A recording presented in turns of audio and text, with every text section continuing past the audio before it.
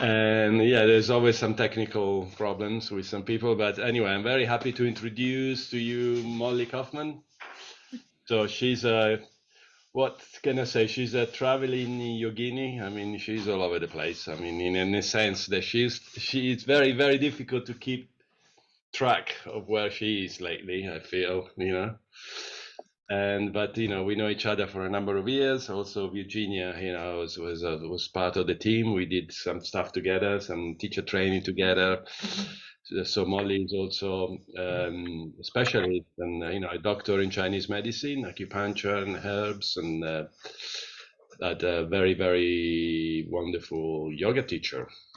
Has experienced many times working with her. It's always been very pleasant and very you say very inspiring. Okay, very very inspiring. So I'm very happy to have her here on this spot, on this like little space that we created here at Holismus. And so she's gonna talk to us about essential oil, which is one of our latest interests. I feel, no, if I'm right, it's one of her latest interests, and she often mentioned to me that she feels like great using oils and proposing the products to different people, and how helpful it has been in their practice.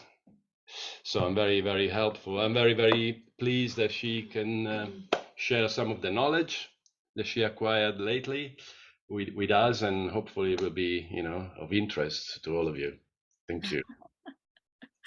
Thanks, Masi. Thank you for the beautiful introduction, and thank you so much for having me. I didn't realize this was only the second one, but very Yeah, we beautiful. started a bit late in the season this year. Yeah, it's Too such a many things in my mind, but such a beautiful thing to offer your communities, and I suppose everyone's communities. I know um, I myself, I still work remotely and with Zoom and doing so many things via these connections technologically, and I know that there is a certain level of fatigue. yeah. So for me, I really want to reach through the screen and like touch each of you and give you a hug and welcome you, and so that piece I know we're all getting back to, but I appreciate those of you who have joined us live. I very much appreciate you taking the time to join us in this venue and also be part of this beautiful project that Massimo is creating to share knowledge across the ethers. So Masi, I'm going to mute you just to maybe make the Okay. sound a little Okay. more clear, and then if you need to chime in or want to chime in. So yes, the one thing I will say is that I've actually been using essential oils for a long time. As Massimo mentioned, I have a background in traditional Chinese medicine, and even when I was an intern, which is now like 18, I don't know, 19 years ago, sometimes I can't believe how time passes. I found myself using essential oils in the treatment room. And I know this particular seminar is oriented toward yoga teachers and therapists. Maybe just a show of hands, how many of you are teaching or offering some sort of therapy on the call? Just so I also know audience, can you raise your hand if you're a teacher, if you're a therapist? And then Renzo, you're like a happy student. Oh, sorry. I can't hear you. Sorry, You my go. microphone Yeah. was off. I am a student of Sara and Massimo. We found them nearby, and me and my Louisa. So we are a couple of where we go to making yoga, Yeah, and beautiful. we are very happy to found they making yoga and join the philosophy of Massimo, Mhm. and yeah, it's quite good. Yeah. Wonderful. Wonderful. Yeah. Thank you. Thank you for that. It's always nice to know where we are coming together from, and I know we don't have time to do introductions, but hopefully I can speak in a way that will be relevant and impactful and interesting to everyone who's in attendance and anyone who might be listening to the recording. I did put together a PowerPoint because I suspected that we would be coming together from many different languages. So hopefully that will help also for you to have a visual to some of the things that I will speak about. But again, just to touch on quickly my history with the essential oils, I found myself using them a lot in the treatment room, even as a young medical student, because in that time, I think they were becoming popular again in modern culture, and there was something really special. Like maybe I would have some grapefruit essential oil, and after an acupuncture treatment that perhaps took a patient very deep into a process, I was finding that, you know, even just taking the lid off of the grapefruit oil could kind of change and transform the dynamic of the energy in the room. And so I really loved using them in that way.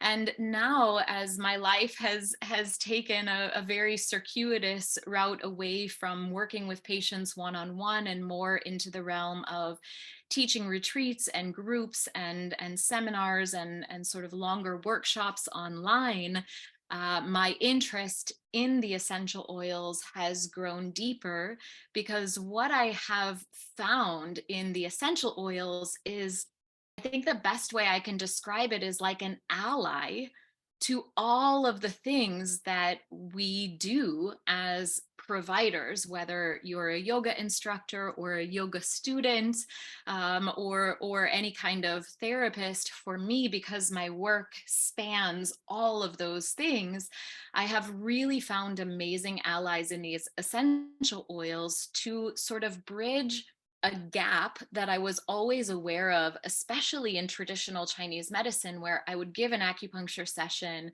Maybe I'm prescribing traditional Chinese herbal formula, but then you're sending someone home and there's sort of this mysterious abyss in the time between sessions that you're hoping that something you said or something that you suggested resonated strong enough to help people carry the session right across that sort of abyss until you get to work with them again, but you really don't know. And so one of the things that I have really fallen in love with about essential oils is that they're a very easy and safe thing to share with people. And they have become an incredible ally for me, both in my teaching of yoga, sharing of yoga, as well as therapy, to sort of bridge that gap of space and give people some really beautiful practical tools to use in their everyday life to create more of a through line with what we are aspiring to do in a healing process or in a teaching process. So that's sort of my brief history, but without further ado, let me see if I can share my screen with you. One participant can share. Let me see if it's gonna let me. You're not sharing a screen, Masi, are you? Multiple. Here we go. Okay. Technology, I love it. But again, this is just to give us a little bit of a visual. So the title I love. So now with the screen sharing, I can't see everyone's windows. So I will do my best to leave time for questions at the end of the presentation. But if there's something that I say that leaves you in a state of not being able to concentrate on what is being said anymore, please maybe unmute yourself or raise a hand so that we can create a beautiful flow of just a sharing of information. So harnessing the power of nature. And if you're on this call, again, I am assuming that whatever therapy or teaching you're doing is somehow related to these holistic sciences, whether Ayurveda, or yoga or shiatsu or traditional Chinese medicine, and we can collaboratively hopefully say that all of these traditions are based on the knowledge and wisdom of nature. And so here we embark on the journey of getting to know the essential oils a little bit better. So the first thing that I always love to say in these presentations is I feel like in this moment right now, essential oils definitely have gained more popularity. You see them everywhere, right? I mean, there are so many types of essential oils. They're in the supermarket, depending on what country you're living in. They're all of a sudden they seem to be everywhere. And what comes with that, I think, is often the mentality that they are something new. But in actuality, essential oils are some of the oldest medicines and also spiritual allies that exist. And so when we're looking through the lens of being a yoga teacher or a therapist, or even someone like Renzo, who is a student and who is learning, it's nice to note that we don't necessarily, the conversation of proving whether these things are valuable is not the conversation that is necessary in this moment, because they are actually probably older than some of the traditions that we might even be teaching. But the question for us in this modern day and age, and we all know it, right? Depending on whether, again, in your own practice or whatever your path is right now, we know that our modern culture and our societal traditions have evolved very far from being in tune with nature. And so when we come into a subject like essential oils, the real question isn't like, are they valuable or are they useful? Because if they weren't, they wouldn't have survived their thousands-year-old history. But the real question is how are they valuable in a life that no longer reflects where they originated? And it's a question I think we ask across the board, even teaching yoga, for example, right? For us teaching yoga, we have Sarah, we have Massimo, we talk about these things all the time. Virginia, it's like we want to keep the tradition pure, but life looks really different than when these traditions blossomed into history. And so our job is really to figure out how we can harness the wisdom of nature, maybe for today in the form of essential oils, and make it relevant for a world that looks really different than when these things came into being. So what are essential oils? In case you're not familiar, don't worry, I'm not going to say everything on every slide. Again, this is just so that you have a visual. And Massimo, if you feel comfortable, I can send you the PDF of the presentation and you can distribute it after. So if people would like to just review the information, you can have it again. Yeah, it's nice to have something to refer back to. So essential oils are the essence of a plant. And if you can imagine, every human being has an individual fingerprint, right? A unique fingerprint. Well, in nature, each type of plant, each species of plant also has its own chemical fingerprint. And an essential oil is an extraction of that unique fingerprint of the plant in its entirety. So we see a lot in modern medicine, extracts of active parts of things, but an essential oil, or it should be, I should say, a pure essential oil will be the entirety of the chemical fingerprint that makes a plant unique in nature, and thereby the fingerprint that gives it unique properties that we interact with on many different levels. So why essential oils? Well, I feel like probably I've spoken to it in a lot of different ways already, even in this short amount of time that we've been on the call. But the first reason is that plants are smart. And going back to that idea that yoga philosophy and Buddhism and Taoism, these sort of the roots of so many of these things that we're exploring now as teachers and as therapists, the common denominator is the wisdom of nature.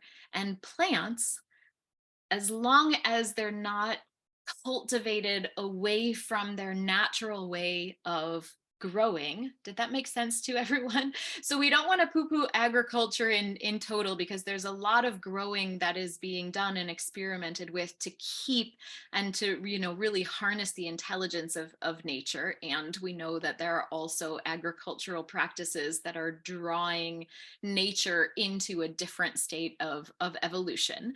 But when we think in a mind of purity, plants are in a way some of the living beings that have a consciousness that is closest to universal consciousness. And so in that way, plants are really smart. And plants also, they have an immune system, they have a nervous system, they know what their purpose is based on what seed they sprout from. So there's an inherent intelligence in nature, and that's what we're tapping into when we begin to interact with the essential oils. The other thing that I'd love to point out here about why essential oils is that if you are, you know, again, on this call, I'm assuming that we're all interested in holistic practices, whether it's holistic medicine or mindfulness practices. But I'm going to say that if you're listening to this call, you're interested in how life fits together, how things fit together. And we know that one of the greatest questions we can ask when we are exploring these things is like, what is the essence of the thing? Not to get so interested in the different manifestations and creativity, but like, what is the essence of what we want to know about life? And so essential oils really are that. They are the essence of the intelligence of a plant, and thereby energetically a direct liaison to the essence of an energetic interaction.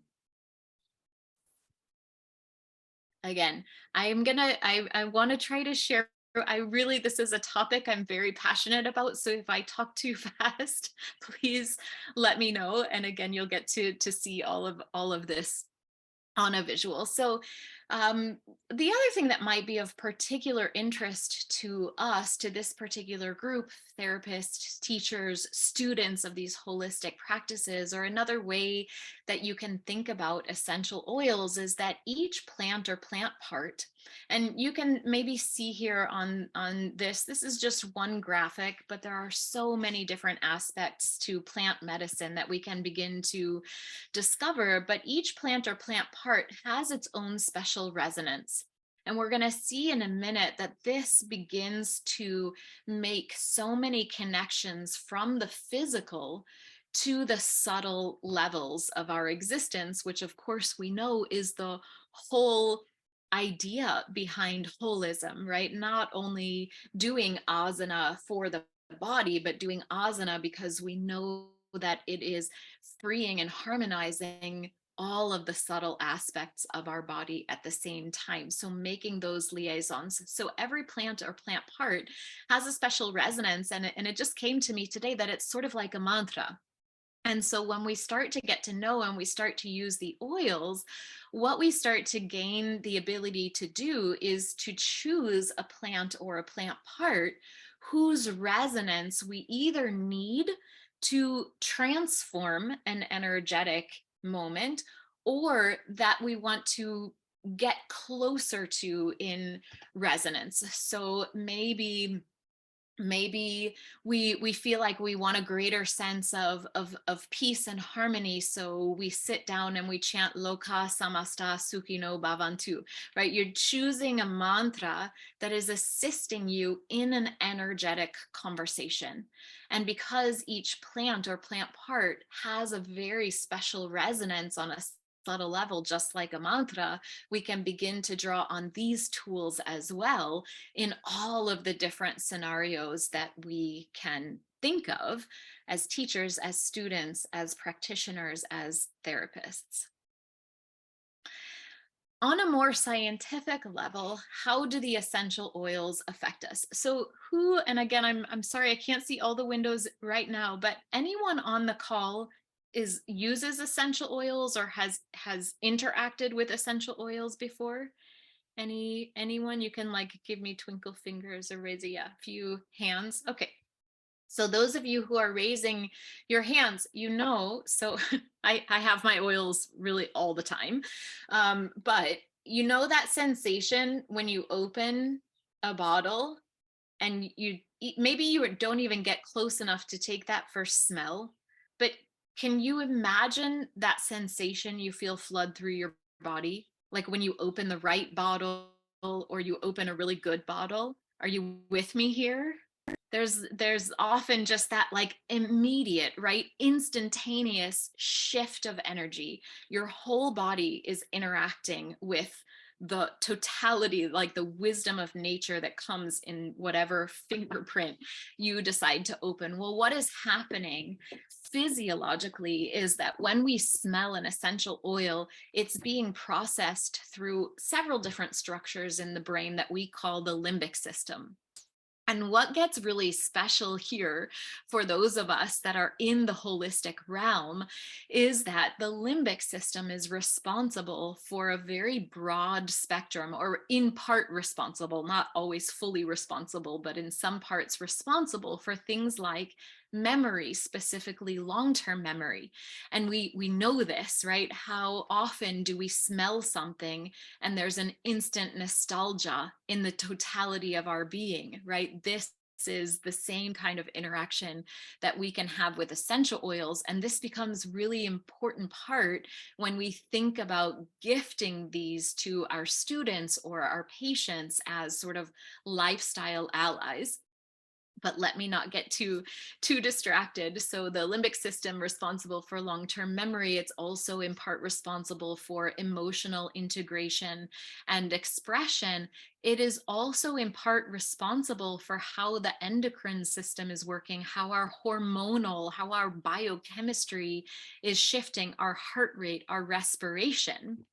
And so what becomes really cool here, and I know not everyone maybe on the call is specifically with yoga, but if you think about physiologically all the things that I just said, and then we just shift our paradigm ever so slightly toward the koshas in yogic philosophy, when you open and interact with an essential oil, and like this is just through the vehicle of smell, forget about like interacting with it on an actual physiological level, this is just through smell. We know that immediately, even science can back this up now, we are having an impact on the physical level, the breath level, as well as the mind level where emotional interactions reside. And so for me, when I started making this connection, because as Massimo knows, I'm really passionate about teaching yoga philosophy and welcoming people into the vast world of, the wisdom of yoga beyond just our cool experiences with the practice. But when I made this connection for myself, as I was learning about the essential oils and what's happening in the body from a scientific standpoint, and then looking at it and evaluating it from the yogic standpoint, I thought, oh my gosh, this is really incredible. Because also we have, right, like in the yoga practice, we have asana and pranayama and mantra that we use together to harmonize these three koshas that lead us into the unification of all five koshas. Well, with an essential oil, we now know that if we match the resonance well, or we choose the resonance well, we have an immediate impact on harmonizing these three levels as well, which to me was really exciting when I thought about, just the different allies that we could use and explore in our work. Does that make sense to everyone? Is anyone else as excited as I am? I see you out there excited. Sarah is excited. I can see it on her face. So logistically, how can we use the oils? How do we use the oils? Well, the first thing that I will say is that I will share with you also later in the presentation. Right now, I have chosen to partner with a company called doTERRA. They are a global company. And the reason that I have chosen to partner with them is, one, the very first thing is their commitment to purity. They do third-party testing. They are very conscientious about sustainable harvesting. They've eliminated the middlemen in the whole business of essential oils. They're going right to the source. I do an annual yoga retreat in Nepal. And this past year, I actually got to meet with some of the harvesters of wintergreen in Nepal, which was really, really cool to begin to put some of the elements of what I'm sharing and teaching together with the people who are actually knowledgeable about the land and the plants that are providing us with these plant medicines. But all of this to say is that if you decide that you feel a calling to walk into the realm of essential oils, just be very conscientious of the source of your oils, because we want tools that are helping us to guide people back toward the wisdom of nature. And about 95%, it's reported right now, of essential oils on the major market are actually synthetic. And so obviously, if we're using something synthetic, we are not really supporting what it is that we're wanting to support, nor in a therapeutic relationship or in our own lives. So I'm not saying doTERRA is the only. For me, it's the best because it gives me global access to all of the people that I work with around the world. And I really trust that they are producing pure things in a sustainable way, and also doing a lot of service projects, which in my mind is a very yogic approach to business, which makes me feel good about being in partnership. But I know depending on where you live in the world, there are also small local producers who are doing very beautiful things. But the key here, even before we think about how we use the oils, is they must be pure, because if they're not pure, then it sort of defeats the purpose of what we are aspiring to do by sharing all of the beautiful traditions that we are sharing. So the three major ways that we use essential oils are aromatherapy. So that could be anything as simple as opening. So the sun is coming in and creating this beautiful glow, isn't it? Just smelling from a bottle, that is aromatherapy, to going to the spa and having a steam, to having a diffuser. Mine is on the other side of the room, so I can't show you. So this is interacting with the oils just by their aroma. We also use the oils topically. So if you're a massage therapist, maybe you've incorporated them into your therapies in that way. Also as a yoga instructor in Shavasana, if you are a giver of adjustments in Shavasana, it's very beautiful to allow people to smell or to use the essential oils on your hand if you're, touching the back of the head or doing any pressure on the shoulders. It's a nice thing to integrate also topically. And then if you're working with pure oils, internal use. The internal use is probably a little bit beyond our conversation today, but if you have an interest in knowing more, you can always connect with me, or we could do a follow-up webinar at some point after this series. So I also just would love to mention, because this webinar is oriented around, or for those of us who are maybe looking for new tools or looking for better understanding of tools that we are already using or trying to integrate. For me as a therapist or a practitioner, as well as a yoga instructor, I always love to kind of take a step back and look at the bigger picture of, what am I doing? Where on the spectrum of what I'm doing am I? and so that as I'm choosing the tools that I want to integrate into what I'm doing, I'm choosing really well. So I love, this is just sort of a structure that I've created over the years, but I feel like whether in therapy or with the yoga practice or with the meditation practice, there are sort of these three major categories.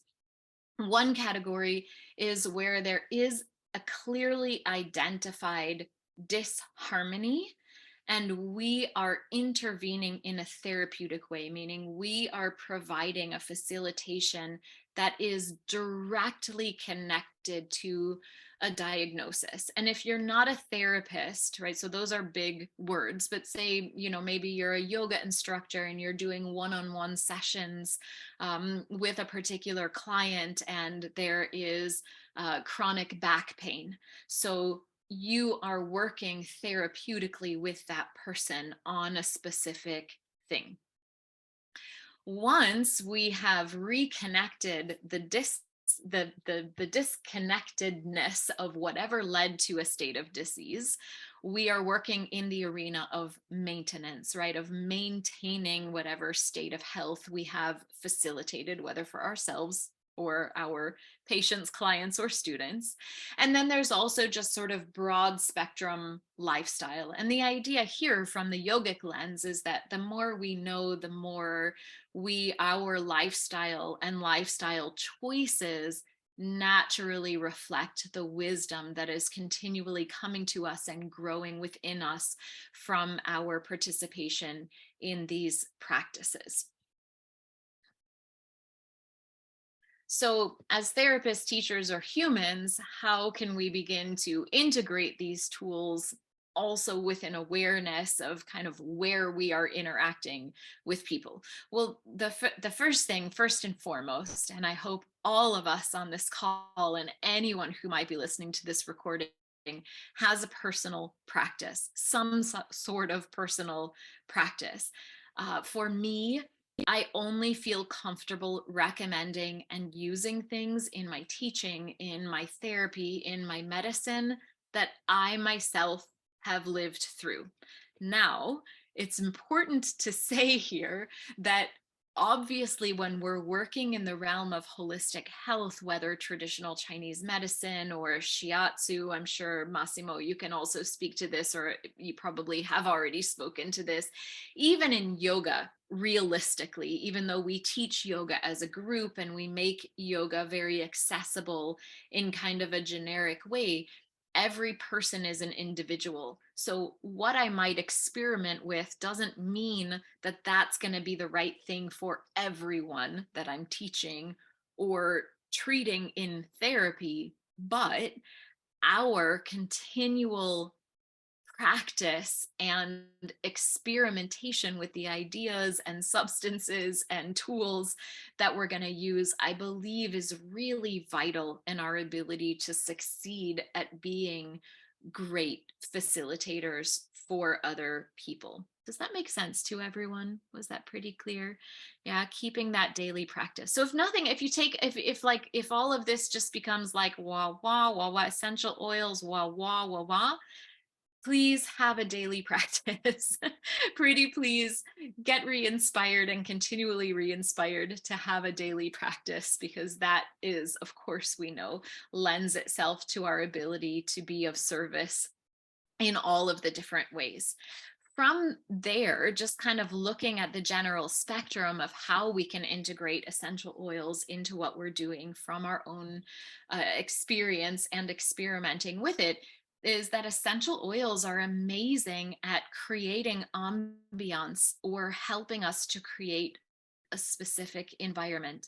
And this kind of circles back around to the story that I told you about, being a young practitioner. And I noticed that opening a bottle of essential oil could change the dynamic in a room.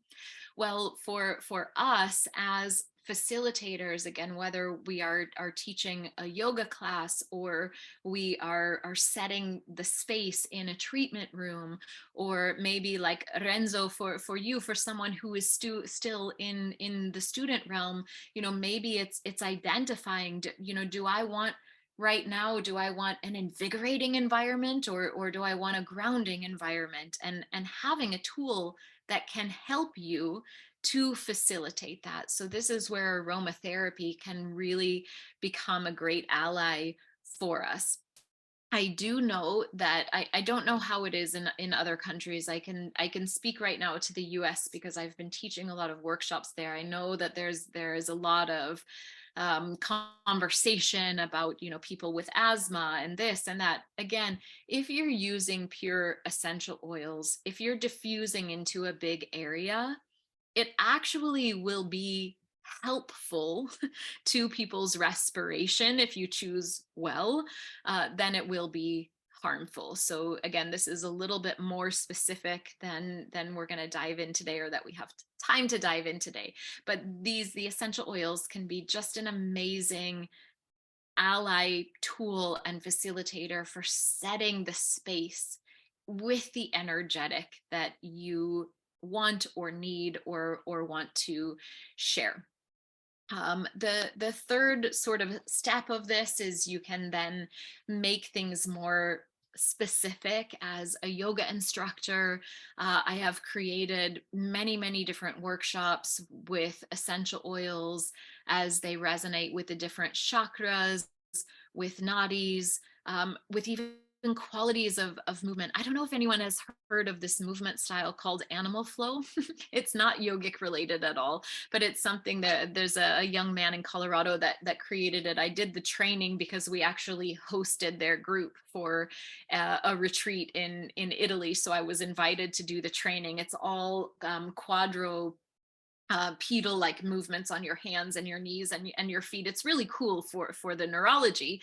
But I went and I went off and I taught an animal flow workshop once, and I took essential oils to use in the class, and also little samples to gift the students that like get into the intuition and get into like the root chakra and the second chakra, things like sandalwood, that are really getting sort of toward those like bottom primal aspects of the chakra system. And people love it.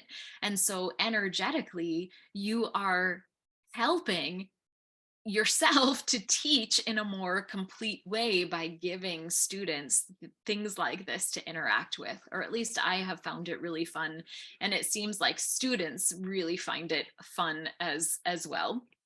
And then, of course, the last important piece is, and again, it's easy to talk about in yoga, but I think I already mentioned an example about my experience as an acupuncturist, is how then to, it's one thing to, as a teacher or a practitioner, to give someone a spectacular treatment or a spectacular experience in a practice, but it's a whole different realm to be able to give safe and effective tools to students that help them bring the practice to life in their home and on a daily basis.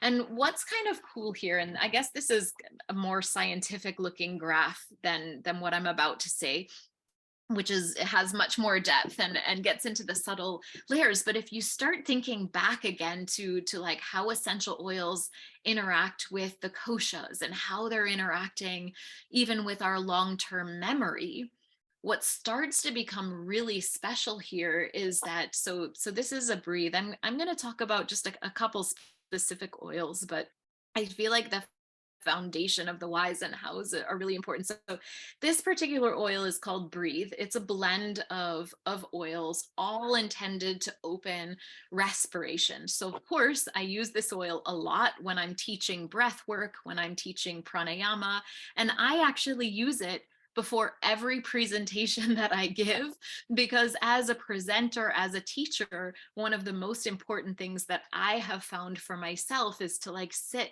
and take a few deep breaths before delivering whatever it is that I'm going to deliver, right? Which enables me to come from a more centered and grounded place. But what's really cool is that if you can imagine, maybe you're working with a client in the treatment room, or you're working with a group of students and you use an essential oil during the session, and then you get that same essential oil into their hands to take home in some way, and you give them maybe instructions, every morning, wake up, put some in your hands and take a few deep breaths.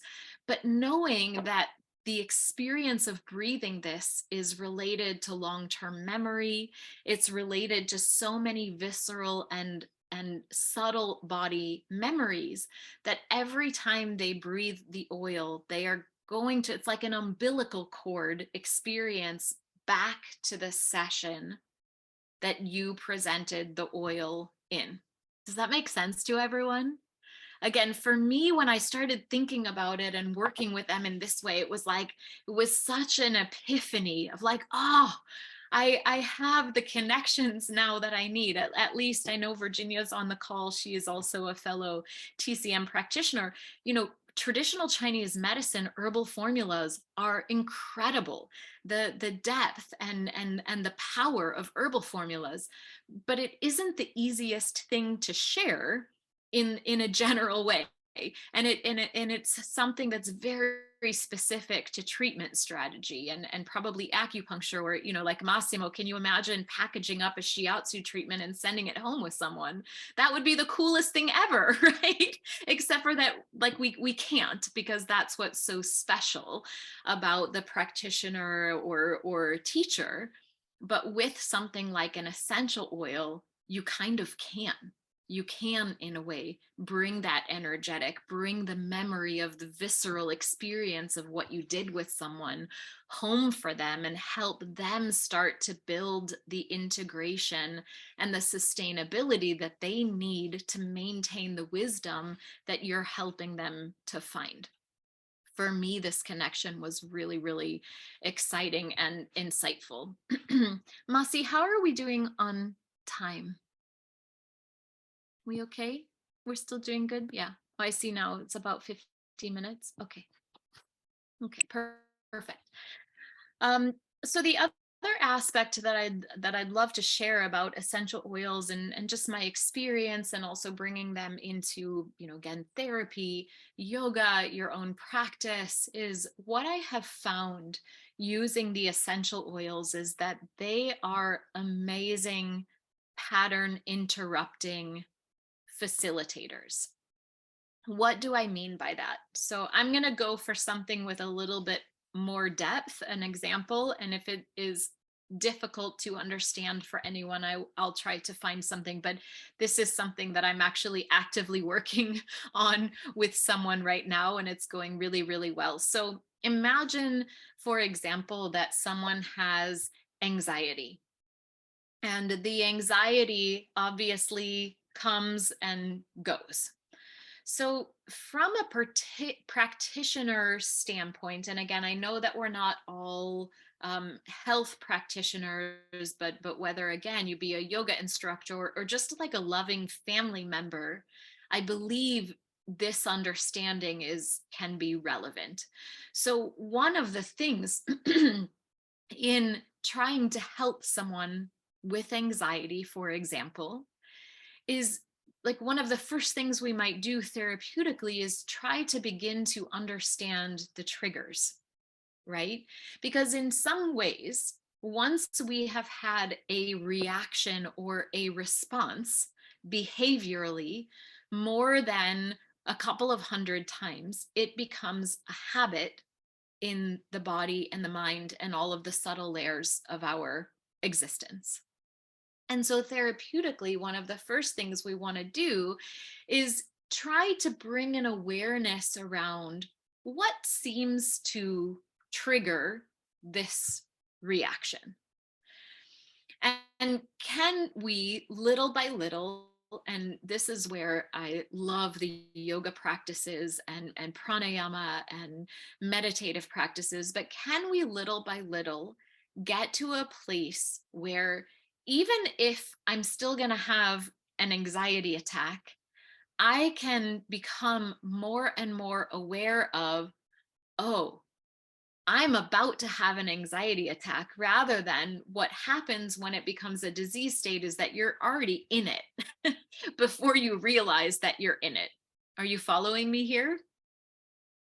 And so imagine now that as a practitioner, maybe you're working with someone with anxiety. I guess this is a little bit of a complicated example, so I'll try to think of also another one, is that, again, you get a bottle of, well, this might not be, but something like Adaptive, let's say. So this is specifically for the nervous system, this blend. I also always have this on hand myself when I'm working.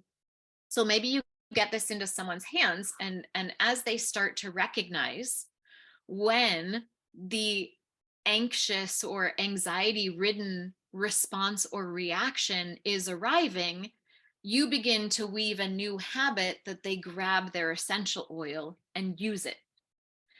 And if we're really smart, we're obviously choosing an intervention that is going to assist in the transformation of that anxious energy into something that we can interact with rather than be the victim of. And little by little, the grabbing of the essential oil becomes a tool to, I think that's a tricky English word, to sort of break apart this habitual reaction in life. Ooh, that was a little complicated example. Did everyone follow kind of? Yes, I'm getting a few nods. So Silvia, maybe? Sort of. Yeah, Massimo's giving me the thumbs up. Okay. Well, in the nature of time, I'll move on. But so when we think about some of the like lifestyle things that we might be assisting people with or helping people with, right? Oh, you have a difficult time sleeping. Well, we can give them all the advice we might give, do a restorative practice, do a yoga nidra. Here are a few breathing exercises that you're doing. But if you incorporate an essential oil into those activities, you are energetically on all levels supporting the creation of the energy that you are helping them to create through the practices or through your therapy. And then they also have this as a facilitator for the continuation of their maintenance and lifestyle when they're done with that therapeutic phase of intervention. Again, it's such a broad subject, so trying to make it relevant for everyone. So let's just take a look at two specific essential oils, and then I'll open the floor to questions. Hopefully this is triggering some curiosity and excitement in your hearts and in your brain. So lavender is an all-time, right? Like this is just a crowd favorite. Who doesn't love lavender essential oil? Well, actually, I didn't. I didn't love lavender essential oil. I actually thought that it smelled really bad, but it's because I didn't know the difference in the beginning between synthetic essential oils and pure essential oils. And it was only when I finally smelled a pure lavender essential oil that I understood why people like lavender so much. So, that's all. It's also nice in this experimental phase to remember. Tea tree was another one for me. Tea tree is in everything skincare. Is it also in Italy? Is it the same? I feel like it must be a global thing. They put tea tree oil in everything, but most of it is synthetic. And as a youngster, I thought it was a disgusting smell.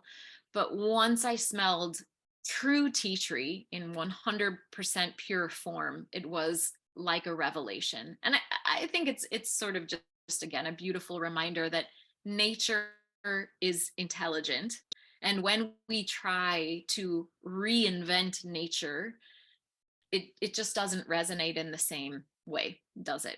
And so another reason why I have fallen in love with these essential oils is also just bringing people back into a conversation with how it feels to interact with nature. You think also of how many people live in cities and don't get to smell too many flowers or don't get to interact with so many plants. And so you get a bunch of essential oils into their homes, and they're all of a sudden interacting with these things that we're meant to interact with, like hundreds of different plants biochemically in any given day. It's scientifically now shown historically that a lot of the immune system and disease processes are because we're actually not interacting with as many plants as we used to. So that's also an interesting tidbit. So lavender is sort of our universal soother. If you're a TCM person, it's actually a liver system, liver network oriented oil. I think a lot of people think of lavender as a sedative. It's not. It's actually a harmonizer. It's a soother. So if you think about how the energy flows in the body, what lavender is really good at is what we call in TCM like free coursing the chi, so facilitating an easier flow of the energy that is available to be circulated, and thereby creates a very peaceful feeling. It's sort of like, I think of lavender as like the shavasana experience, right? You do a whole asana practice and then you get into shavasana and you just feel so soft and smooth and integrated and at peace, right? That's the same energy that lavender actually carries and can facilitate for us in a lot of other instances. So thereby lavender is great for things like relaxation, for sleep support, for emotional support, because we know it, when our energy is blocked, our emotions come out more sporadically or more volcanically or in a discoordinated way. Lavender also, interestingly, is a very strong antihistamine. So in the essential oil world, we actually have a trio, lemon, lavender, and peppermint, that we use a lot for seasonal allergies, for any type of allergy, actually also even dermatitis on the skin. So a really powerful antihistamine and immune supporting trio, but lavender is at the heart of that. Lavender can be used for burns. And these are just some of the oils that have similar properties. But maybe more interesting for us in our holistic brains is, how do all of those sort of more biological functions and qualities relate to the subtle side of our experience as human beings? Because I'm going to guess most of us are at this point are like a little more interested in the subtle side of things. So of course, as each essential oil is like its own beautiful, special nature mantra, it's going to have also particular effects on our emotional states and our psychological states. So lavender is said, for example, to aid in expression, in especially around like withheld expression of emotions and honesty. And when you get into the world of TCM, this is a little bit of combination maybe between liver and heart, but the liver energy, the wood energy, is this like upward and outward energy. And when you don't express something that you want to express, it gets stuck in your throat, doesn't it? It gets, and we this can also be a pathology in TCM that we can sometimes call plum pit chi, but like that like nodule, that feeling of constriction in the throat. So lavender, in its ability to like soothe and open true and honest energetic flow, facilitates also our ability to express in the moment that something is there to be expressed, which we know is very, very important in our overall well-being, because repressed emotions are, I think, in at least in my experience, and maybe some of you other therapists can chime in just a moment as I wrap this up. But in my experience, I feel like repressed emotions, or our inability to express things healthfully and in the moment that they arise, really leads to a lot of the disease states that I treat and that I end up working with people on. So again, this is just to give you a look at how some of the individual oils look. And the only other oil I'll talk about specifically, and then I'll open the floor to questions, because I know we're kind of getting toward that time. I was joking about it being a 3-hour seminar, but you can probably see that I could stay on here for 6 hours and happily talk about all of this stuff, because it's so beautiful and it's so vast and there's so much to explore, which I think is very exciting. So On Guard is a blend that doTERRA makes. It's actually based on a medieval formula that doctors would put in the beaks during the time of the plague. So this is an herbal formula based on an herbal formula that has been around for a long, long time, that people knew was a very strong antimicrobial, helpful for the immune system, combative against any kind of infection. So it's based on that. Sorry, my lighting is getting a little wonky as the sun is setting over here. We're just so happy to have the sun after a few days of rain. So I'm just gonna leave it that way. So the On Guard blend is wild orange, cinnamon bark, eucalyptus, and rosemary. It's a pretty simple combination of essential oils, but a very, very powerfully protective oil. And on a foundational level, we know that the immune system, our ability to protect ourselves, is very important, and the healthful state of that is very important. So like on a very logistical level, if you have a yoga studio, you could diffuse On Guard in your entryway.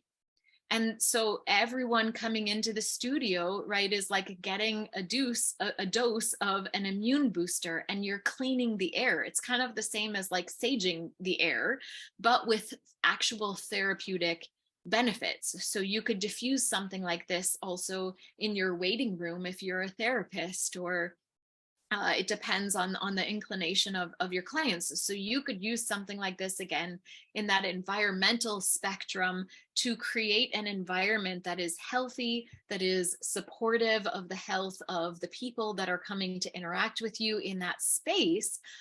But what's also really neat about something like this is that if you take the idea of what the immune system does for us, right, it is our protection, it's our armor, and you bring that into the subtle layers of understanding, the energetic of this particular blend can also protect us from taking on stuff that isn't ours.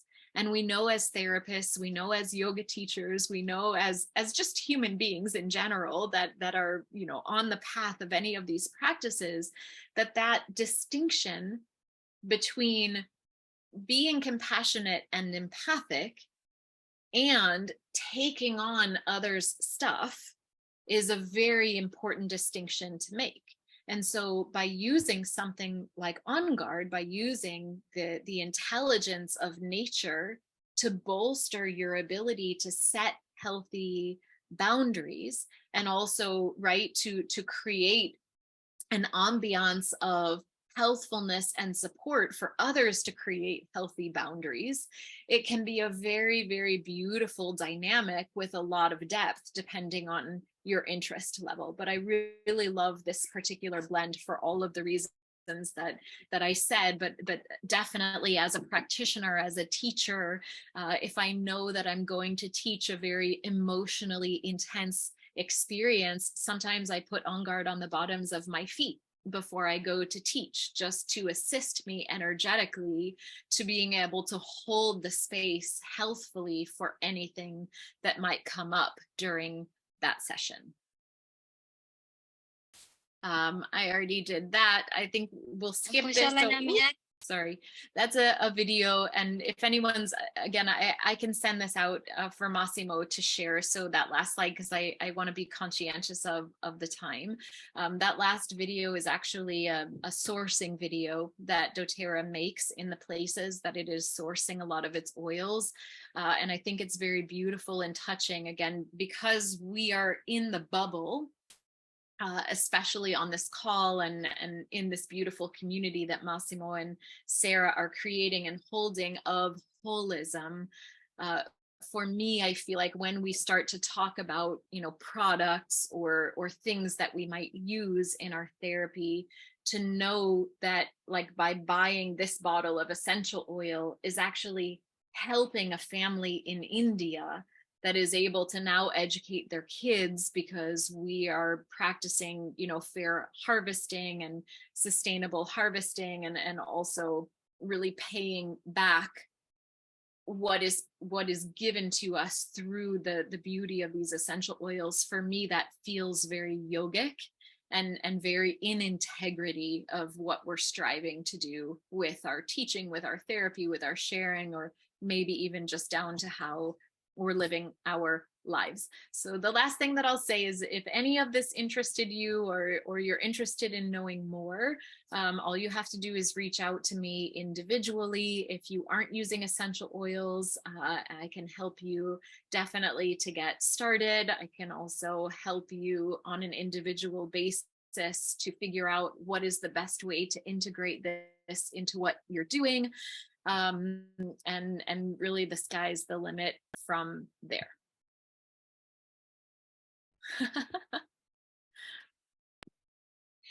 Thank you, Molly. Yes. So I would really be happy to hear questions, comments, feedback as I'm dodging the sun rays here.